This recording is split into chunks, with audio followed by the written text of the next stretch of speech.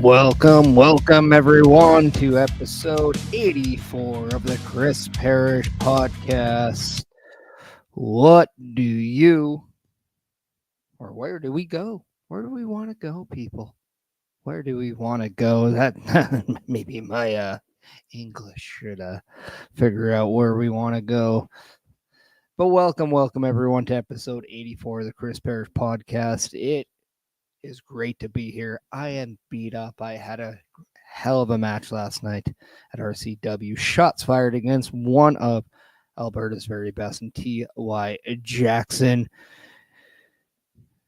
brought out another side of him that I did not expect. He was very aggressive. Could not expect that. And but his temper got a little best of him. So your boy picked up the dub by disqualification. But a dub is a dub.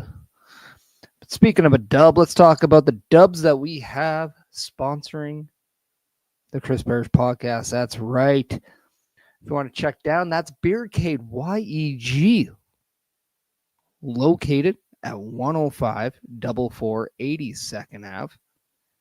You can check them out on Facebook, on Instagram, and on the X. You can also check them out this Saturday for July 12th as they are playing All In. That's right. AEW's All In. You can go to beercadewhyte for free and watch the entirety of the show. You can enjoy in some of their great arcade games, some great food, some great drinks. Just be responsible, play fair, and enjoy a good time. Obviously, we can't do this without the Turnbuckle Affiliation Program. That is right. If you want to go to turnbucklestudios.org, you can go and check out more about the Turnbuckle Affiliation Program.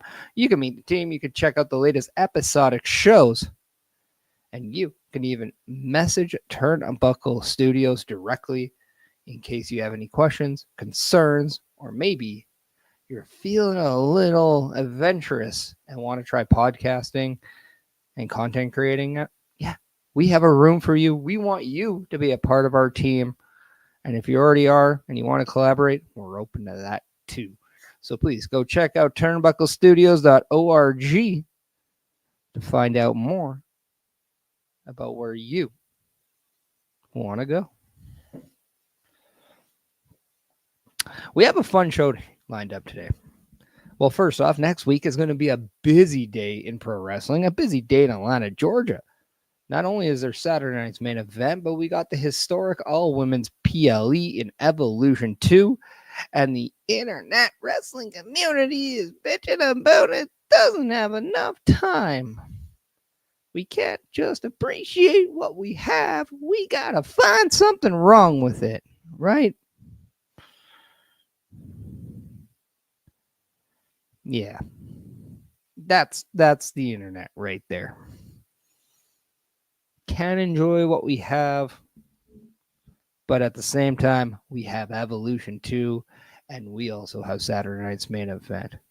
Also, please check out next week, Chris Parrish podcast. That's right, because later tonight, I will be recording the next week's episode with the one, the only, Ella J, as we're going to discuss more about Evolution 2 and really what women's wrestling has gone in the style of how it has evolved and really kind of what brings her into that world and why she loves women's wrestling. It's going to be a fun interview. It's going to be a fun conversation. It is going to be a fun time. So please check that out. We'll talk more about that at the latter of this show. But first off, we got predictions.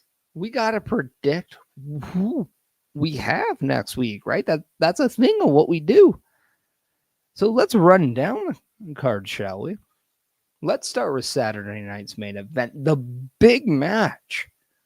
Gunther defending his World's Heavyweight Championship, and he goes up against the one, the only Atlanta Zone in his last match, Goldberg.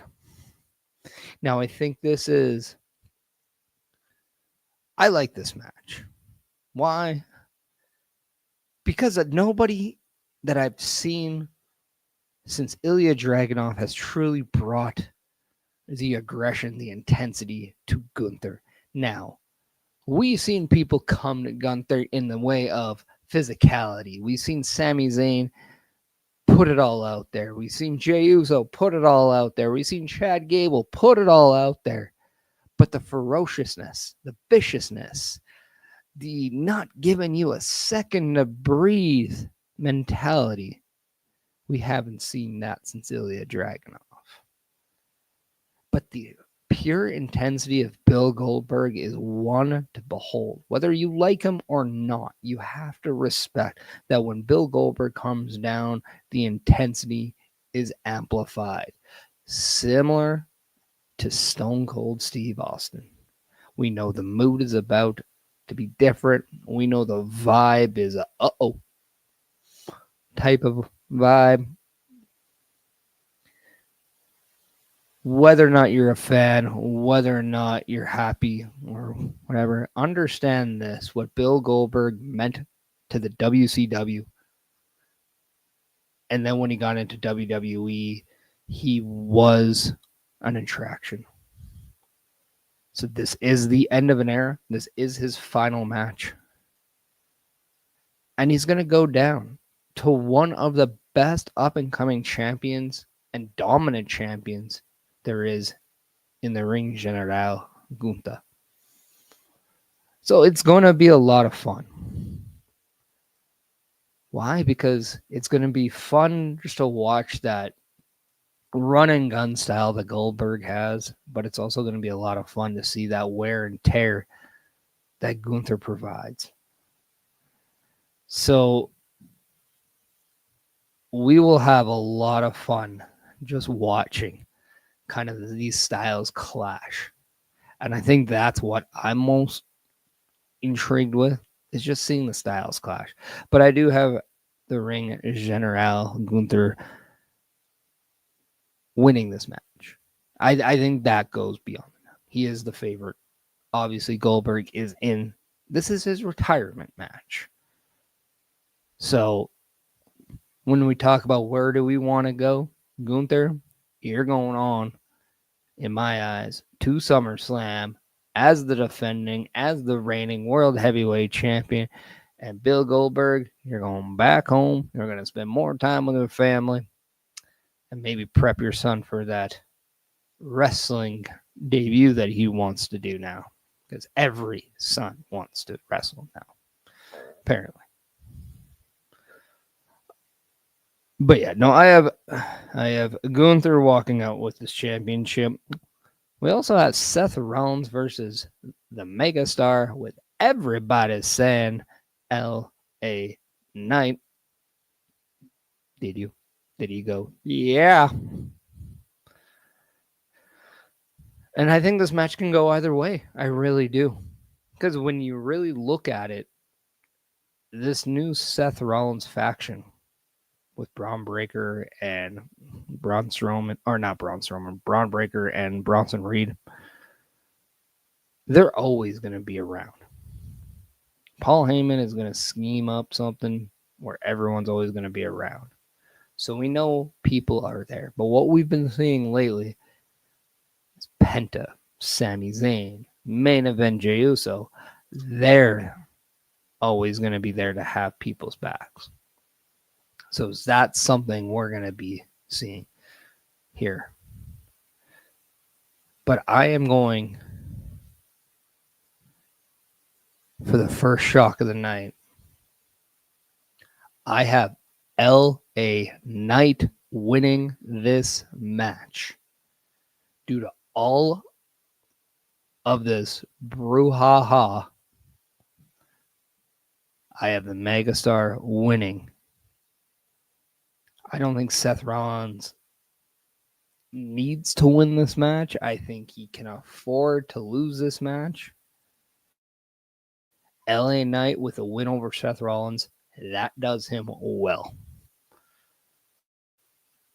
Because down the road, Seth Rollins is going to cash in. He's going to become a champion. And you have LA Knight with the pinfall victory over him, you have just planted the seeds for a future title match.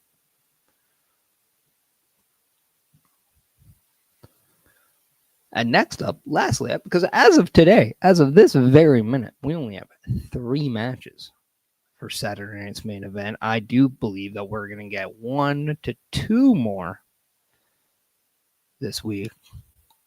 Looking for one maybe on the tag team scale, maybe one for an Intercontinental United States Championship.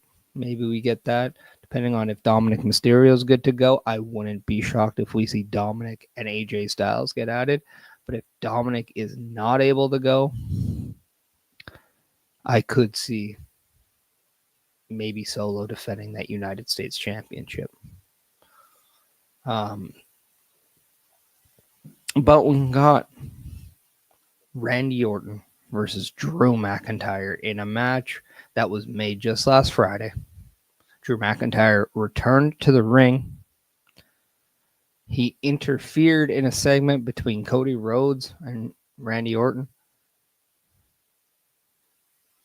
He made some jokes about Randy Orton not capitalizing on the moment. He hesitated to pick up the win at Night of Champions. But Cody Rhodes, that's the match he wants. They have the similar stories. They were both let go by the company. They both reinvented themselves. They came back. They won championships. They won Royal Rumbles. They both slayed the Beast and Brock Lesnar. There's a lot there.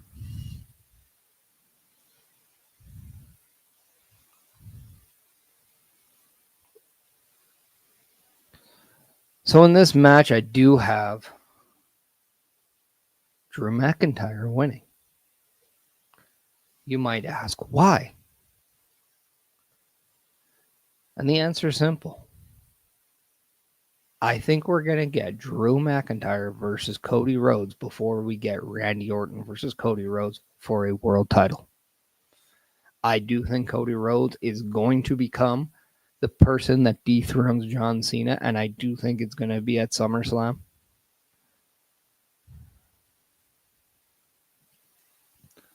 But I do think we're going to get a Cody Rhodes versus Drew McIntyre at some form.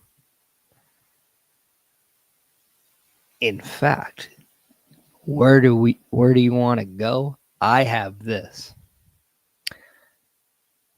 We've already kind of put in a Seth Rollins versus LA Knight match down the road for the title once Seth cashes in with an LA Knight win here at Saturday night's main event.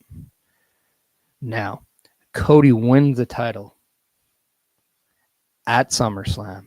You then have a Drew McIntyre versus Cody Rhodes match. For that title, Seth Rollins cashes in, pins Drew McIntyre to become champion. You then set up a triple threat match, and that's where Randy Orton not only caused Cody Rhodes the match to start their feud,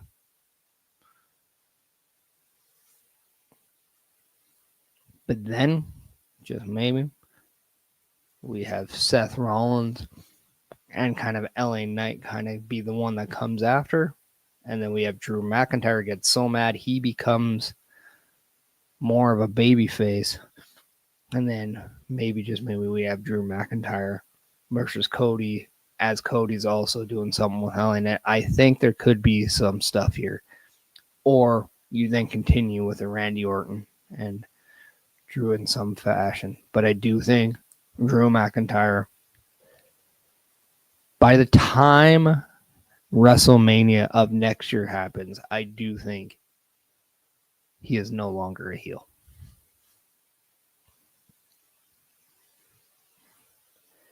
And as of right now, that is Saturday night's main event. It is 3 matches. I don't think it's going to be very much. Let me know what you think in the comments, who you have in these matches. But it's a very quick one. And then next up, we have Evolution 2, which is taking place on the Sunday. We do have Bubba Duke coming in saying, good afternoon, brother. How are you doing, my man? Had a good little fun couple of nights. Sure. You can go check out Bubba Duke later tonight with the Boar's Nest, as that will air later tonight at about 8 p.m. Eastern Time on the Boar's Net with Bubba Duke channels, as well as some Turnbuckle Studios channel.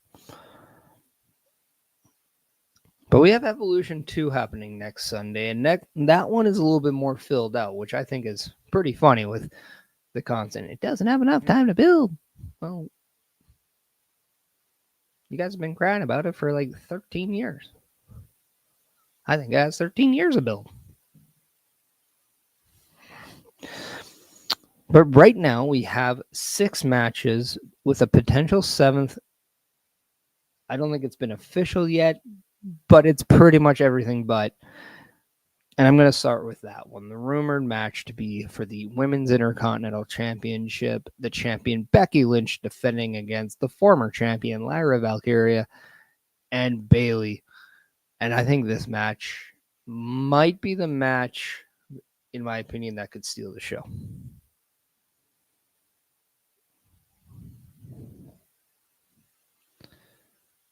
Bubba coming in saying Evolution is going to be one of the best PLEs of the year. I think so too. And here's the thing. I don't know if I have Becky Lynch necessarily coming out of Evolution as champion.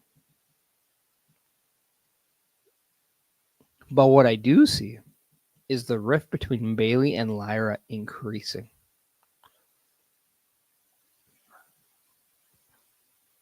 So I have 1 and 2 scenarios out there. I do think that is going to play an absolute reason to if Becky does walk out with a championship, if she steals the victory, because I do think that's what we're going to get. If Becky does win, she will steal the victory by taking advantage of a situation that doesn't concern her, and that would be the rift that is Lyra and Bayley. But if Bayley wins, and this is where I think it's interesting, I have Bayley pinning Lyra. And the reason is you still save for that Becky Bayley match. We've only had a taste of these two in singles form in a real kind of feud style once. And it got broken up with, or didn't really have a definitive finish. So I do think that's something we can get down the road. I also think if Lyra is to win, having her defeat Bayley does the exact same thing. It also keeps that thing with Becky going. However, sadly, I don't see Lyra Valkyria winning. In fact, she would be my number 3 of who I think will walk out. I think Bayley's ahead. I think Becky's ahead. I just think this could be a match where Becky ends up losing the title. But the more I talk, the more I'm kind of convincing myself she's going to steal out this win here, and it's going to be at the expense of the friendship and the rift that is Bayley and Lyra Valkyria. So, I don't know. Let me know in the comments your thoughts as we go on to the next match, and that is I have in a grudge match. Another grudge match between these two that was made official on Friday. Bubba has Becky keeping the title as well. But we're talking to Naomi versus Jade Cargill. Mrs. Money in the Bank. That's right. I'm putting an emphasis on Mrs. because the girl is married. So I think this is the match where Naomi gets her win. I do not see a scenario where you need to have Jade win this match. She already has a guaranteed title match at SummerSlam. Now, if you want to hand me the thing, well, we wanted her to have a roll, a momentum swing going into SummerSlam, sure. Then what I would do is have Jade cause a disqualification. Naomi still gets the win, but Jade looks strong, and she thinks she's finishing Naomi off, and she is in Jade's rear view. See what I did there? Because I do believe Naomi is cashing in this championship at or cashing in her briefcase at SummerSlam on Jade and becoming the champion. I don't care who Jade is facing. We'll get to that a little bit later. But this is where I think we're going to see a major storyline take place in the women's division. And that is at SummerSlam. I think we're going to have seeds planted at Evolution. And that is going to blossom at SummerSlam.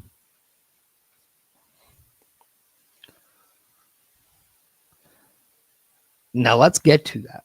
Who will Jade face at SummerSlam? Because as we found out, it is official. Tiffany Stratton versus Trish Stratus for her WWE Women's Championship is now official, marking Trish Stratus's first singles title match in over 6 years. Now, yes, we're like, well, she's not really an everyday wrestler. She kind of comes and go. I get it. But still, it's out there over 6 years. Now, I do think this is a match where we're going to see Trish Stratus do the deed for Tiffany Stratton. I do think Tiffany Stratton retains her championship. She goes on to face Jade Cargill at SummerSlam for the championship. I do think we see a false cash-in, though. Or at least an attempt on a cash-in. I don't want to say false, because false will be basically she cashes in, doesn't see. Naomi will attempt to cash in. And Bubba agrees. Trish puts Tiffy over. I think this is going to be one of those scenarios where these girls have a great match.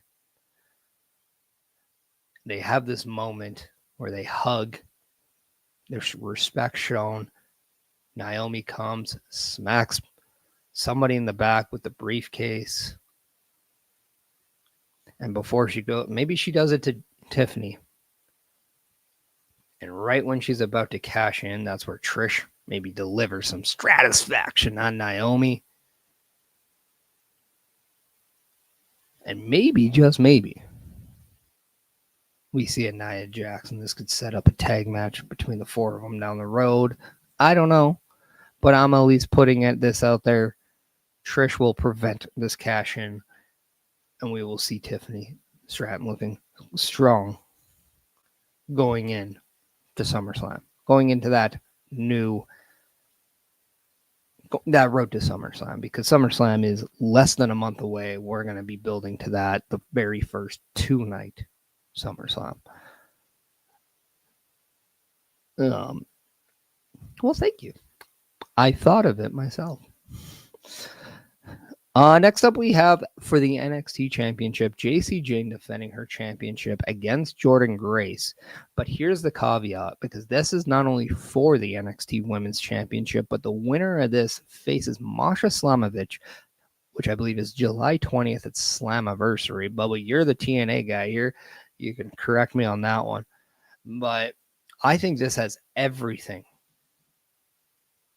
I think this match is certain to see Jacy Jayne versus Masha. As much as I want Jordynne Grace against Masha Slamovich. We've already seen that match. It's not a fresh matchup. I think JC Jane going after Masha Slamovich. By the way, it's title versus title. So does that mean we're going to see somebody hold both? Maybe. It's not title for title. It's title versus title. I don't think so.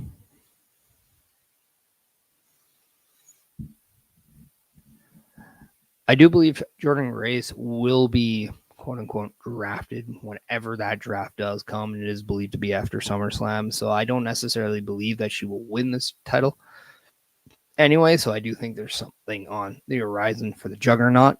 Where do you want to go? I think it's probably SmackDown for Jordan Grace. Now, in terms of JC Jane and where does she go after this match? Obviously, if she wins, it's Slammiversary. She'll still be a champion. Who do I see as a viable threat? Well, she still has Blake Monroe right there. And I do believe Blake Monroe will overthrow JC Jane eventually for that NXT Women's Championship, as you can go back and check out who I believe will be the next champions on the past edition of the show titled Who's Next. Also, shout out to Santi Zane or Santi Zep for doing the same thing. It's a great idea. It's fun. I do believe more people should have some fun with that.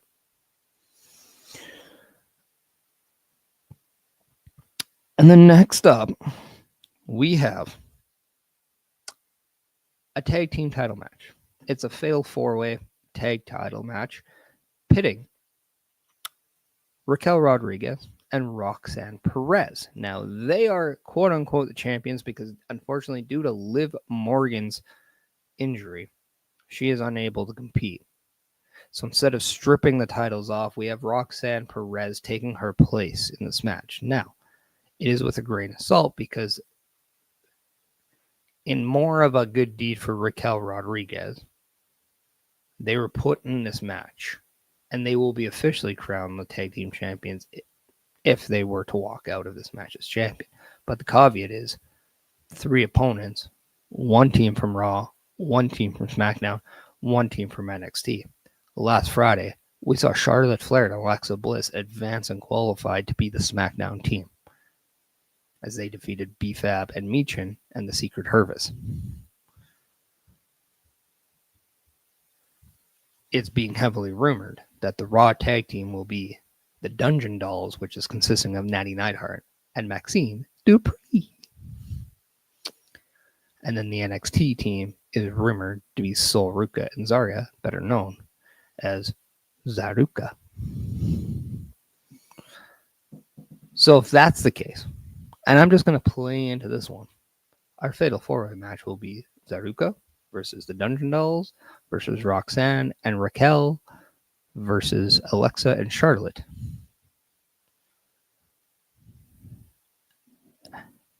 And I have Raquel and Roxanne winning this match. My dark horse to win,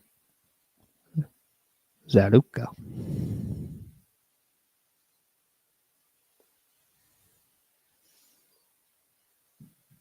I do like what they're doing with Alexa Bliss and Charlotte, though. I'm finding this entertaining to watch. I like kind of the direction they're going with Charlotte Flair right now, making her a little bit more likable and relatable. I like this. Her guard is a little bit more down on the backstage segments, and we're seeing her it looks like she's having a little bit more fun in the ring. And I think we're seeing more of her true self with this character, and that is something that I think has been needed for a very long time. Bubba coming in saying, yes, this 4-way tag match will be great, but I see the champs keeping the titles.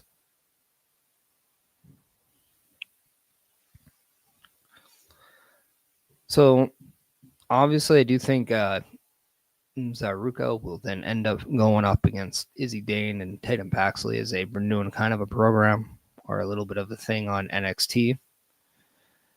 The Dungeon Dolls, I do believe, will be kind of there. They're going to be newly identified as a tag team. This is where we can start seeing kind of how they go. If you remember, kind of the early beginnings to Caden Carter and Katana Chance, they kind of had similar ways of how they were identified as a tag team right away, and I think this is going to be a similar thing. At the very least, we have kind of an idea of what this team is going to be like. Dungeon Dolls, obviously, it's a throwback to the heritage of both Natalya and the fact that Maxine Dupree has always said she feels she would have thrived in the Divas area. Therefore, the doll part is because of her. I like the name. I really do. And then what's next for Flair and Bliss? This is a good one. I could see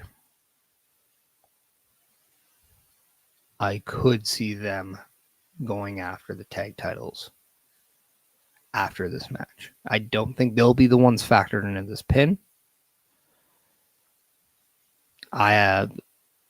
If Zaruka is not the dark horse, I do have them taking the pin here with Roxanne maybe pinning Zarya.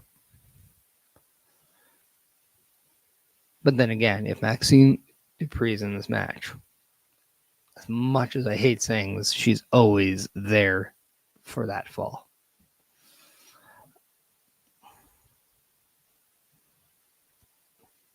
But nonetheless, I have Alexa Bliss and Charlotte kind of being the tag team that challenge Raquel and Roxanne after Evolution.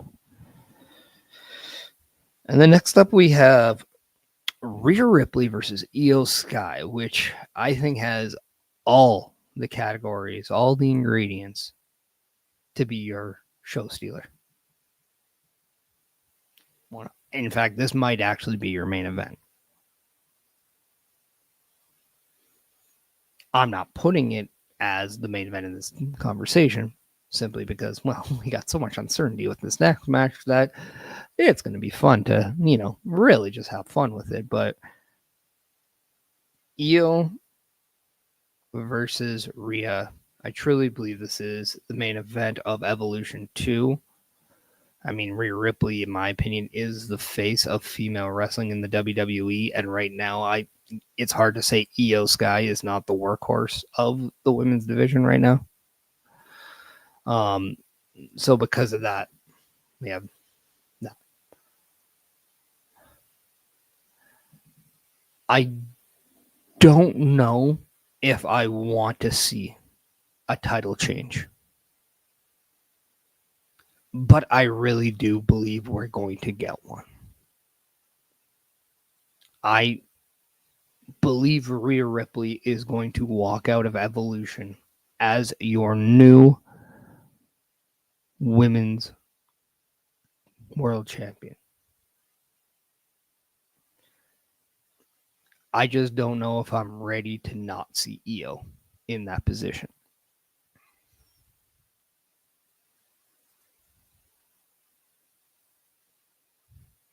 It would be a lot of fun to let Io cook a little bit more. But at the end of the day, I do think this is going to be an absolute amazing match.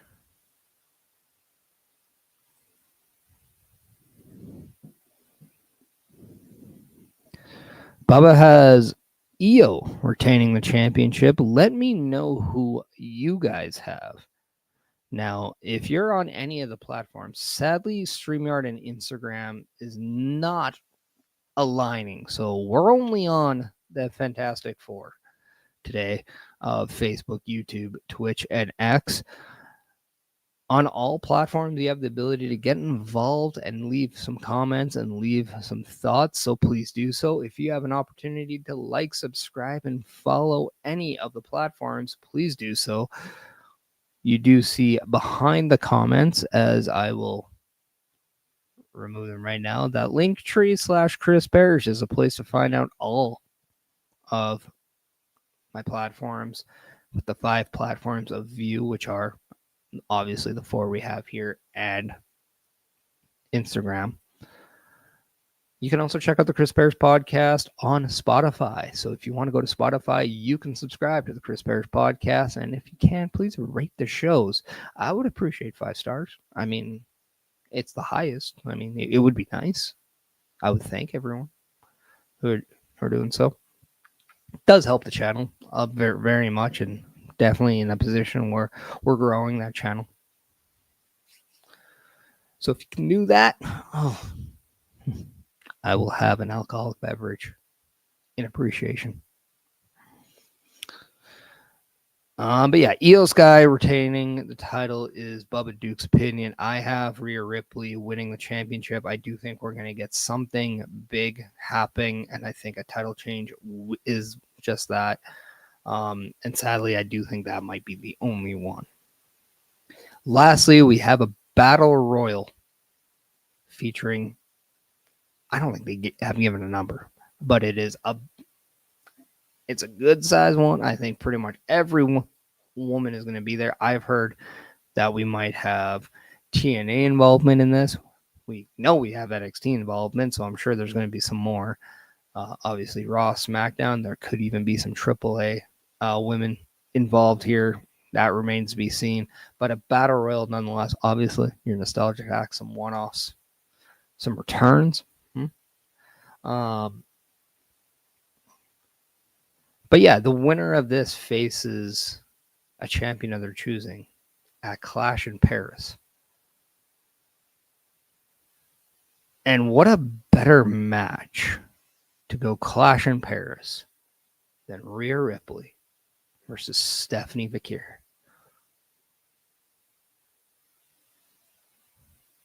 That's my pick. Stephanie Vakir is my pick for this Battle Royal. Let me know who you have. Anybody is really an option at this point, as long as they're allowed to compete in this. So minus AEW.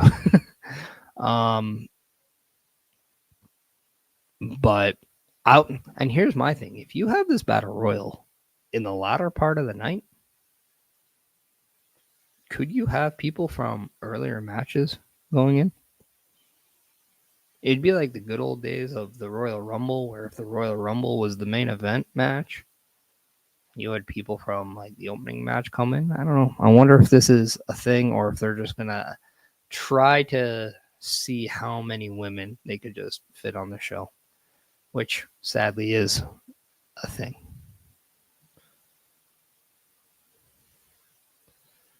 But I do have Stephanie Vakir winning this, as I do think she's going to go on to face a champion of her choosing Clash in Paris. I think she's a fantastic representative to go into Paris and face a champion. I know the Rhea Ripley, Stephanie Vakir thing has been teased a little bit, and I really think that would be a great thing to have.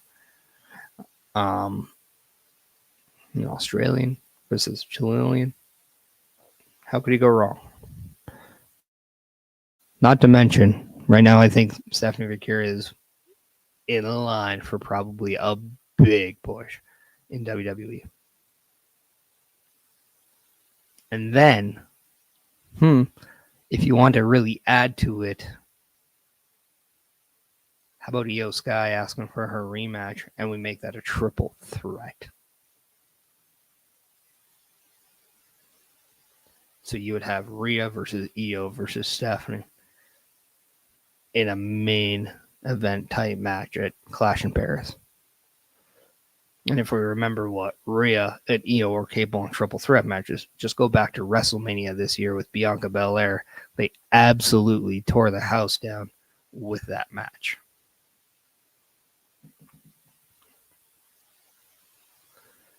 Now, I'd be very intrigued to see if we get a U.S. title match added. I don't think we're going to get a TNA title on this. I do think the only time we're going to see a TNA champion there is either in the Battle Royal or potentially spectating the JC Jane, Jordan Grace match.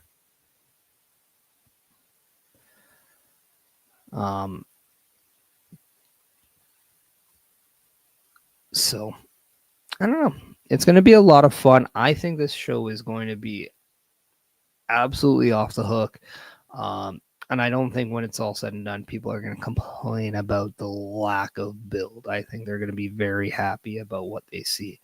Now, there's always going to be those people that be like, I wish they did that. I wish they did this. I wanted that, but they gave me this. I'm not happy. Boo-hoo. Get over it. It's wrestling. It's something for you to be entertained from. Just be entertained. Enjoy it. It's fun. It's a historic all-women's PLE. It's a big deal. I cannot wait to talk to LJ about this. But yeah, those are my Evolution and Saturday night main event predictions. I think this would be a great time to let you know more about that Turnbuckle affiliation program and give you a visual of what you can see every week. So check this out as we'll talk, where do we want to go with SmackDown now that it's 2 hours? Right after this. Turnbuckle Studios and the Turnbuckle Affiliation Program bring you the week of streams. All times are in Eastern Time. Monday nights you get the Locker Room Breakdown at 7 p.m., followed by the Raw Patrol at 8 p.m.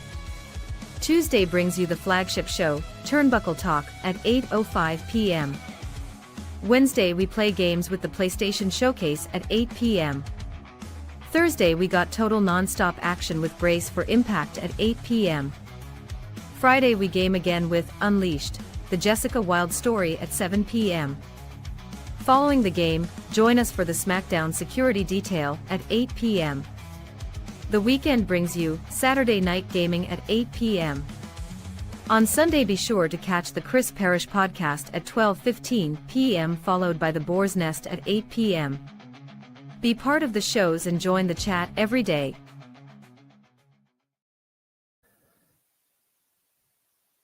And that's right. That is what you can see every week on the Turnbuckle Affiliation Program. The only exceptions are shows that aren't necessarily weekly, that are, what you saw last week with OMD, the Free Agent Breakdown. Obviously, that ain't going to be every week because not every week has the start of the NHL free agency. One also thing you haven't seen is the PLE Patrol. That doesn't happen every week, but it will happen this Saturday for Saturday night's main event, even though it's not a PLE. It's just a regular television broadcast, but the PLE will be in prime form on Saturday for Saturday night's main event. Now, you guys might be wanting a PLE for maybe Evolution. Just don't see it in the books for the PLE Patrol to go in. It's something for the ladies. Obviously, we're aware of the scenario. We're kind of all dudes. So we're going to just kind of allow the women fans, the women to own that night. And we're going to take a step back and just appreciate the beautiful wrestling that is Evolution. We have CBRS Entertainment in the house, missing all the predictions for next week. But welcome aboard. Appreciate you being a part of the show. Episode 84, where do you want to go? And right now, where do we want to go? We're going to talk about that SmackDown being 2 hours. And what a kind of awkward show Friday was in a way, right? You can tell that it was a pre-tape show there. And yes, I know I'll be giving you guys a pre-tape show next week. I know. We all know. It doesn't feel normal when it's not live. I get it. But I found it a little awkward that on all shows that was pre-taped and the first 2 hour episode, they chose it to be the July 4th show. Normally, July 4th shows have a tendency of being pretty big, pretty important for WWE. And I don't know, even as a Canadian, I didn't get the whole hoo ha ha, proud to be an American. I didn't get that vibe on SmackDown. Now, I got a vibe of celebratory, sure. But there's only so much you can do. Not to mention, you're asking the people of WWE, the performers, to pretend like it's the 4th of July when they were doing the show right after Raw. So it's a little weird. It wasn't even July at that day.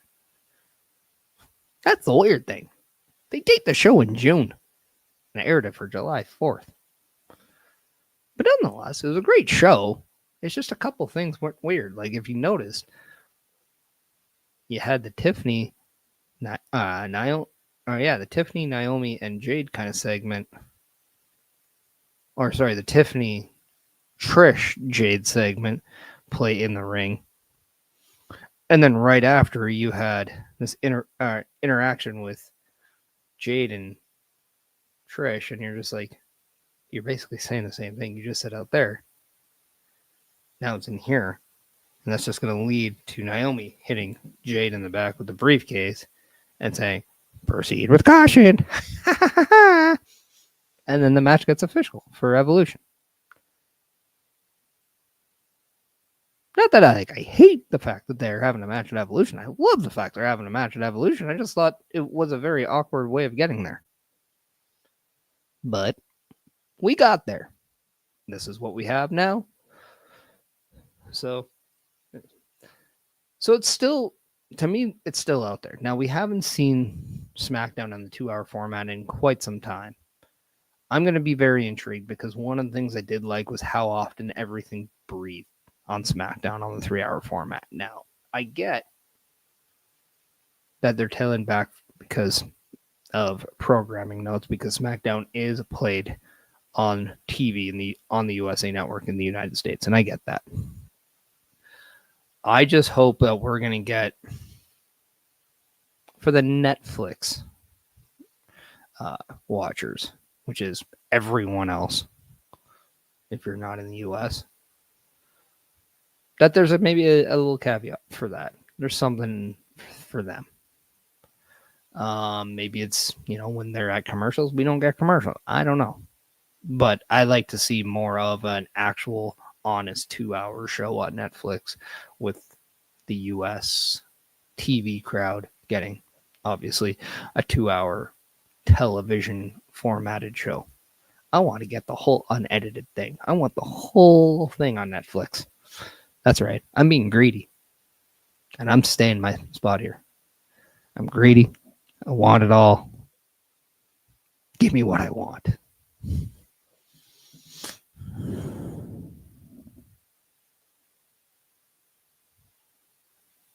Yeah, sure am. Sure am. We're Canadian, and I'm not standing for this getting skipped mentality anymore when it comes to my wrestling program. All right? The rest of the world is watching on Netflix. Only the Americans are watching on USA. So do something special for us. We're a larger audience then. So yes, I'm being greedy. I love you all, but I'm being greedy. But also what's going to suck is that there's 1 hour less on SmackDown now. So there's 1 hour less of content television time given to your audience and given to the performers. So what gets cut? Who gets cut? Are we going to see a thing where your main acts are on every show, but your complimentary acts, your mid-card acts, maybe they appear every 2 weeks or when there is a PLE? That is something I'm going to think is intriguing. Plus, at some point, do we think SmackDown will eventually kind of go back up into that maybe 2.5 hour mark and be similar to Raw? That is something I'm very, very much wondering that in due time, maybe not right away, but in due time, Triple H did say that he always liked that 2.5 hour mark. To him, that's the sweet spot. That's kind of where Raw is right now. And yes, Raw does have that availability because it's entirely on Netflix and they don't have to cater to a television network. I get that. But I can also see WWE saying, well, we're going to lose some money with this, or we're going to lose some numbers and we're going to lose some audience with it being a shorter format because that third hour does bring in a lot more. I also get that as well. Generate more revenue, generate more audience, increase the numbers of viewers. I get that.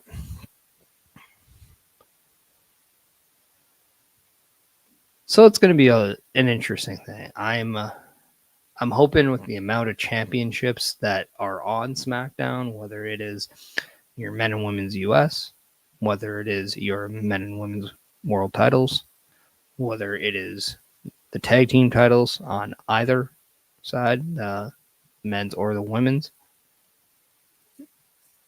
I hope that they get represented well on these shows. And I wouldn't be upset if now you take the time to devote those tag titles more on NXT, the women's. I mean, they have that availability. You can do that. I wouldn't hate if we see those tag titles more on NXT moving forward. Just a thought.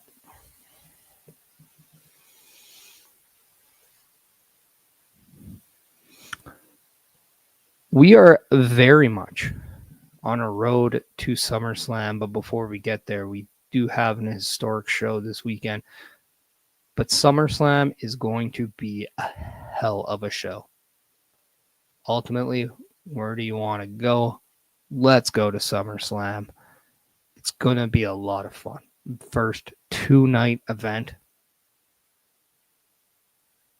I can't wait to see what this next week does in getting to SummerSlam.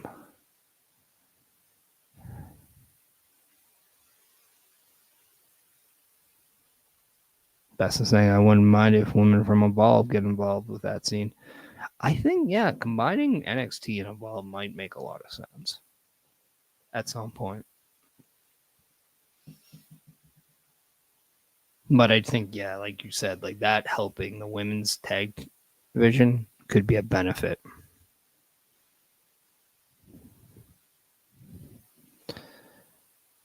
But I'm also very intrigued with the setup, the lead up to SummerSlam. And yes, I am not overlooking anything from next weekend. But what I am doing is watching with a very curious set of eyes of seeing what is shaping up.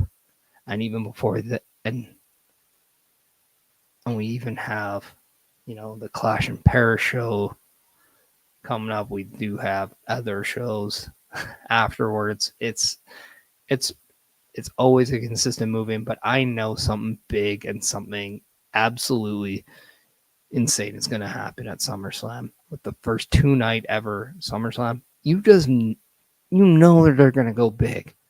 SummerSlam for the last while has been perceived to be like a second WrestleMania of the year. And it really, really felt that way, especially when Triple H took over, where right away, that's where we saw in Nashville Damage Control debuting. We saw moment after moment after moment in that show, and we've seen it ever since. We know Roman Reigns is being heavily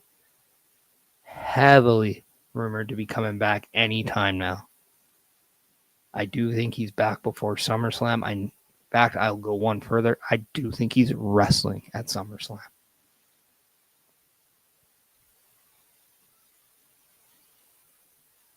So I cannot wait to see what this next few weeks do, especially this upcoming week, because it's going to have a large play in what that build-up is going to be.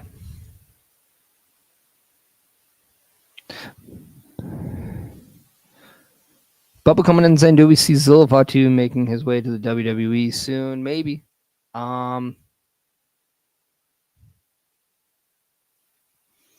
I would be very intrigued to see if we're going into that War Games match with Solo's team versus Jacob's team, if Zilla Fatu is a member of Jacob's team. Because it seems like we have 4 to 5 already on Solo.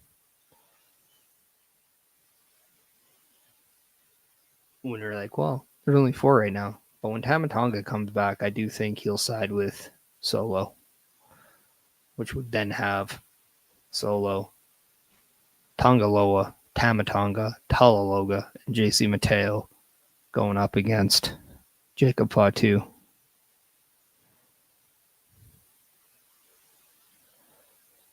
Yeah, so I don't know. Like when it comes to this, I'm not too sure what we can see. I know we were on the Hikaleo, now Talatonga train for a year?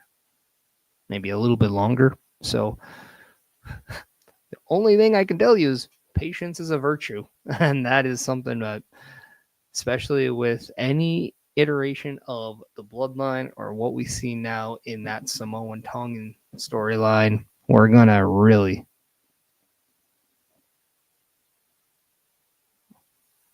like it's anything's on the table. How do I personally feel about it? It's if it adds to everything, I'm all for it. My thing is the more you add, there's always that what happens next and what's after this. And there is such an amazing amount of talent that is Samoan, non-Tongan on the roster. Who are you pushing out when you're bringing in him? And that, I think, is always a question, especially now that SmackDown is 1 hour less. That's 1 hour less of television time a week. So how do you fit everything in? That is going to be a challenge. So somebody has to be on the out. Now, sadly, for some people, where do you want to go? Retirement could be one of those things. Goldberg is going to be gone, even though he's on every day. But we've been getting those rumors about Rey Mysterio lately that the end is coming for him. And he mentioned in an interview, his son is a huge reason why his career even continued. He was ready to hang up the mask a while ago. And then Dominic came into the picture. And you just can't say anything about that. Of course, when you have an opportunity to go into the business and help introduce your son into that company, and then now see where he's doing. He's prospering. He is now a multiple-time North American champion. He's been tag team champion. Now he's your current Intercontinental champion. Maybe a Rey Mysterio. I can honestly see, like, if we're gonna put some pieces into AAA, like maybe move Los Garza and Santos LWO and move those acts over to more AAA stuff. Okay, now we're making some room. I think creatively you can do a lot. I emphasize the word creatively. That's always the game, right? If you can't be creative with your personnel and how you manage that, that's where there's a lot of wrongs happening. And right now, whether you're WWE, AEW, you have to understand you have a huge roster, a plethora of personnel, a tremendous amount of talent, and you have to find a way to use them all. And sadly, the IWC are going to complain about why is this person out there?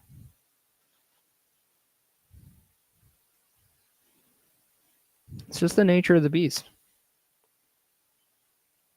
Also, yes, I'm aware We're going to see a lot more contracts not being renewed. We're going to see a lot more people getting released. And it's simply because that's just the nature of the beast, right? And no, I don't think Scarlett and Karrion Kross are going to be people whose contracts don't get renewed or released. I fully expect both of them to re-sign with the company. How do you even want to not have them a part of your company?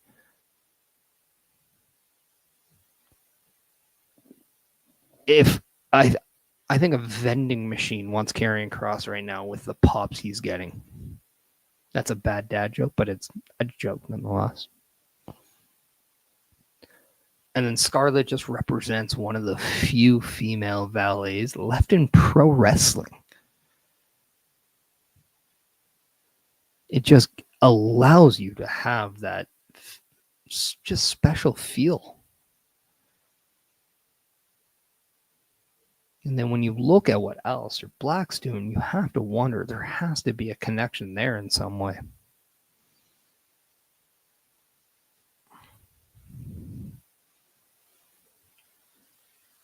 So the question always is, where do you want to go?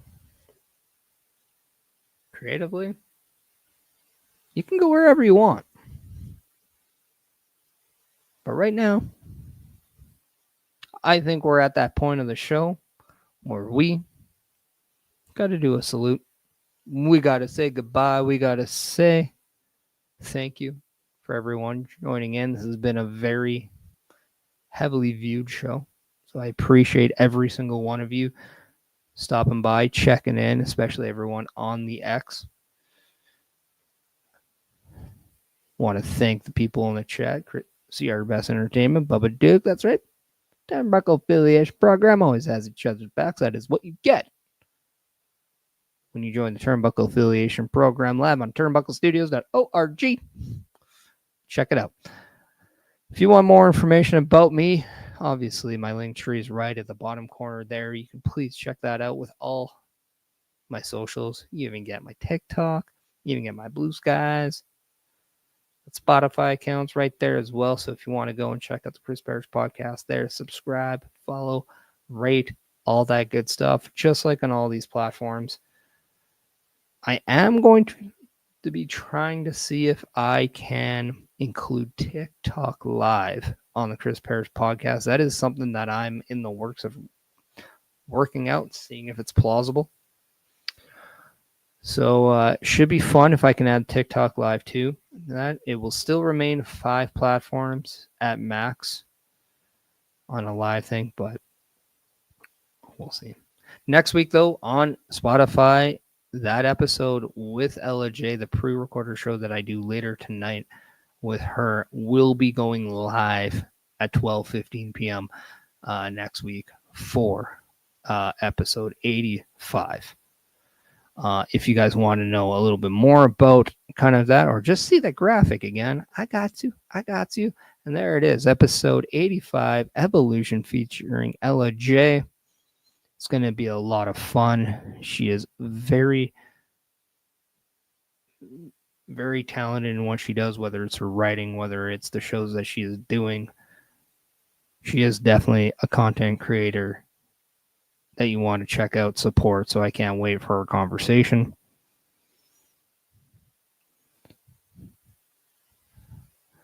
So with everything being said, this has been episode 84. Where do you want to go?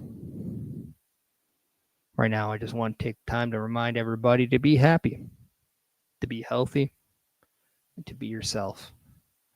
Because at the end of the day, you matter.